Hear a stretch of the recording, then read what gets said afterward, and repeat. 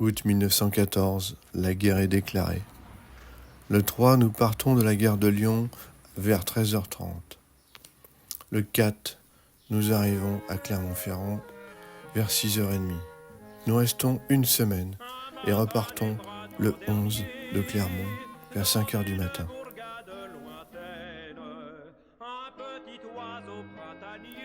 À Monceau-les-Mines, les femmes nous offrent fleurs, cigares, café, cartes postales. Nous arrivons le 12 en Haute-Saône, à Genevreuil, vers 2h du matin. Il y a 200 habitants, nous sommes mal logés. Le 15, nous sommes à Ronchamp. Nous sommes bien reçus dans une fonderie. Le 16 août, nous arrivons à Valdoie, en territoire de Belfort. Nous sommes bien logés et bien reçus. Le 27 août, nous partons de Remiremont, embarquement en chemin de fer à 10h du soir. Nous traversons Passavant, Gratterie, Dijon, Tonnerre, Sens, Montreux, Fontainebleau. Nous arrivons à Rosny-sous-Bois, Le Bourget, Creil. Nous rencontrons un train de Belges et d'Anglais.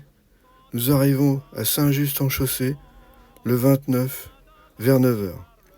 Nous dormons à Saint-Just.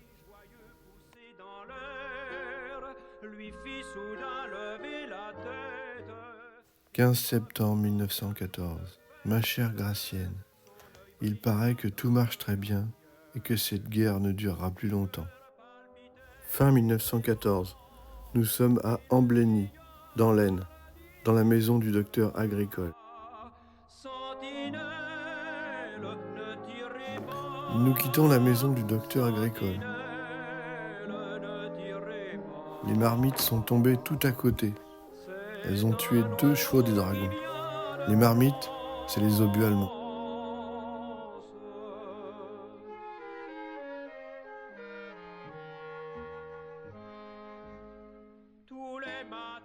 Nous nous installons à 1 kilomètre plus loin, à Saint-Bandry, dans la maison du Manet. Une fillette au ruban noir apparaissait à sa fenêtre.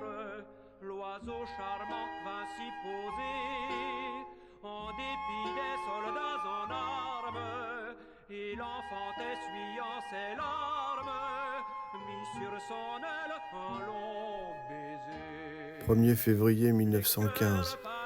Nous quittons la maison du Manet pour Montgobert, où la division va au repos.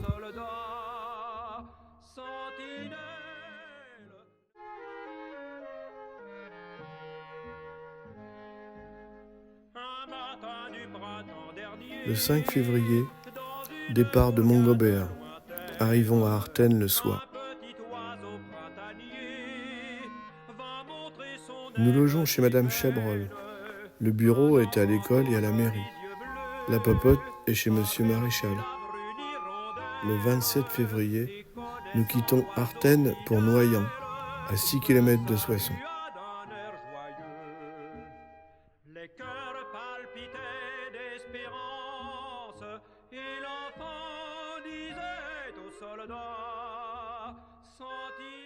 « 9 avril.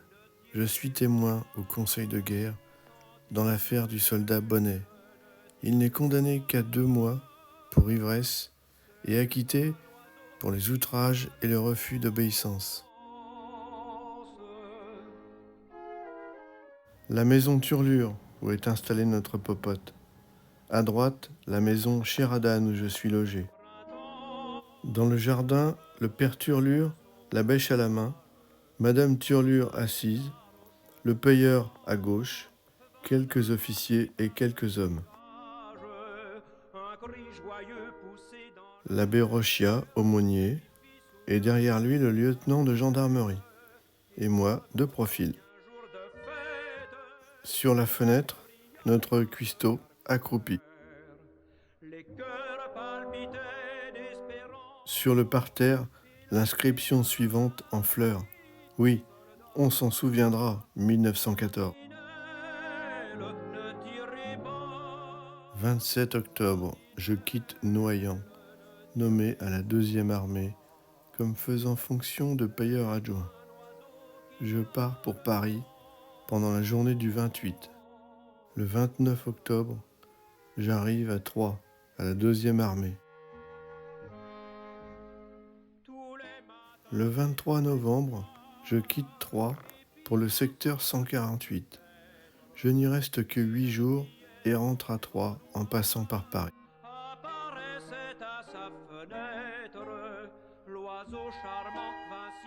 Le 3 janvier, je pars pour Noisy-le-Sec, rejoindre la 5e armée. Je passe à Montreuil. Gracienne est malade d'un abcès à la gorge. Elle a beaucoup de fièvre. Le 5 janvier, j'arrive au secteur 139, à Port-à-Binson, près d'Épernay. Je remplace Coffier. 15 janvier, je pars après dîner en permission. Le 23 janvier, je rentre de permission à Villentardenois, où la division est réunie pour faire des manœuvres.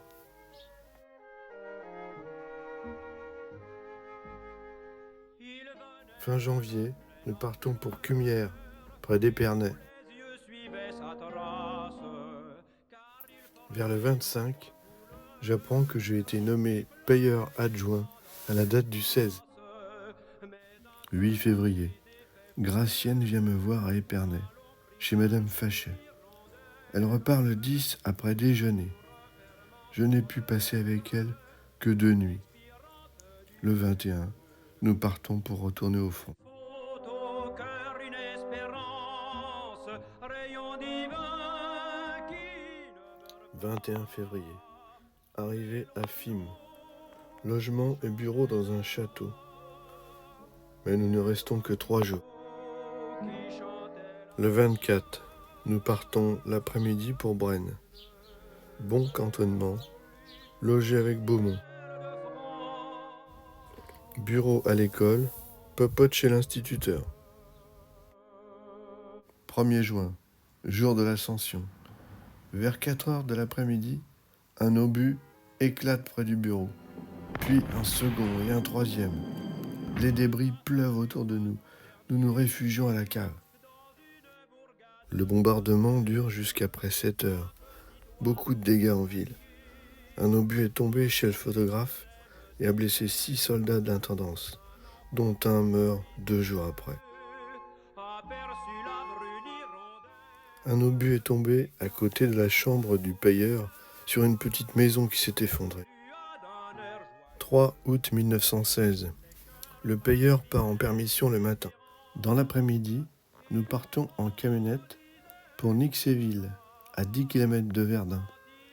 Les hommes de la formation y arrivent le lendemain matin. Le 4, bombardement à coup de 210. Le parc d'artillerie déménage à la hâte. Plusieurs obus tombent à proximité du bureau.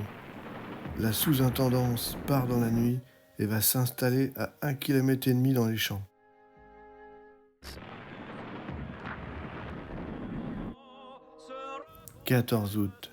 Nous quittons Nixéville à 3h30 du matin et arrivons à Rosne, au repos, vers 10h30. 10 septembre. Quittons Rosne pour Granges-le-Comté, près de Clermont en Argonne. Sommes installés dans Colombier. Janvier 1917. Nous sommes à Nixéville. Nous y restons jusqu'au 27 février. Il fait très froid. Le 27 février, nous partons au camp des Chênes Clairs. Nous y restons jusqu'au 4 juillet. Nous partons ensuite à Combles, à 5 km de Bar-le-Duc. 7 août. Nous sommes à Jouy devant Dombasle. C'est la prise du mort-homme. En marchant à Dombasle avec Granet, nous sommes copieusement arrosés de shrapnel, ces obus allemands remplis de billes de plomb. 1er septembre. Retournons au repos à Combles. 6 septembre. Embarquement pour Villers-Excel où nous arrivons le 7 au matin. 4 octobre, Ronchamp, je suis en permission. 2 novembre, Rougemont-le-Château, très bien installé à l'école, puis logé à l'hôtel Villemain. Le 24, nous sommes à Laune, en Haute-Alsace. Nous sommes installés à l'usine. 6 février 1918. Revenons à Rougemont-le-Château. 31 mars. Embarquons à Belfort.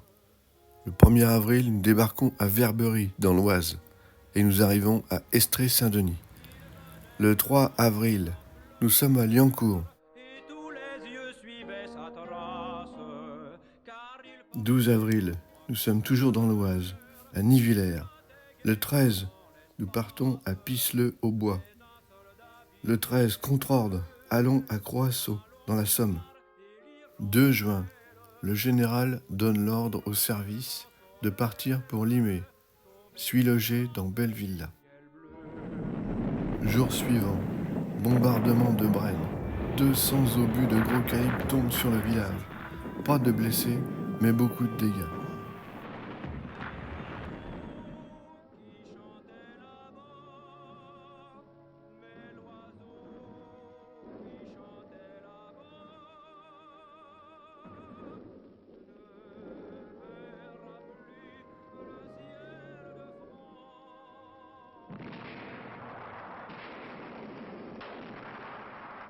Un obus est tombé sur le logement de l'instituteur où se trouvait notre popote et le cantonnement des hommes. Heureusement que nous étions sortis. 10 juillet. Nous quittons Limay à 8h du matin. Arrivons à Ville-en-Tardenois vers 2h30. Bureau ou château où nous avions déjà été en janvier. 15 juillet. Nous partons de Ville-en-Tardenois à minuit et demi. Embarquons à Jonchery, dans la Marne, vers 9h du matin, le 16. Passons à Épernay. Débarquons à Revigny à 7h du soir. Allons cantonner dans une ferme à 3 km. Le 19. Départ après déjeuner. Arrivons à Vaubécourt vers 6h du soir. Village important, mais presque détruit.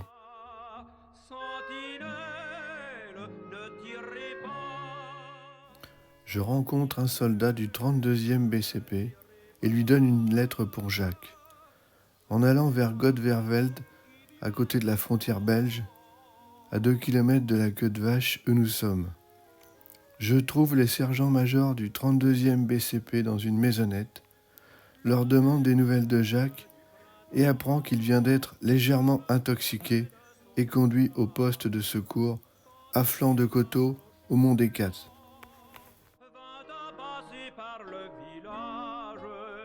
Un cri joyeux poussé dans l'air lui fit soudain lever la tête.